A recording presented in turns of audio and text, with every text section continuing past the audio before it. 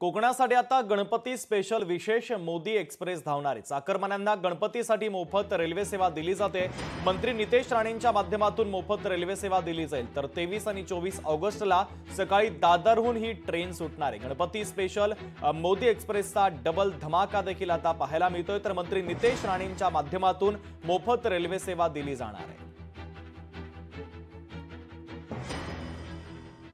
या वर्षी मोदी एक्सप्रेस एक नाही दोनदा धावणार आहे, म्हणजे डबल धमाका आहे। ऑगस्ट 23 आणि 24 तारखेला मोदी एक्सप्रेस आपण दोनदा सोडतोय।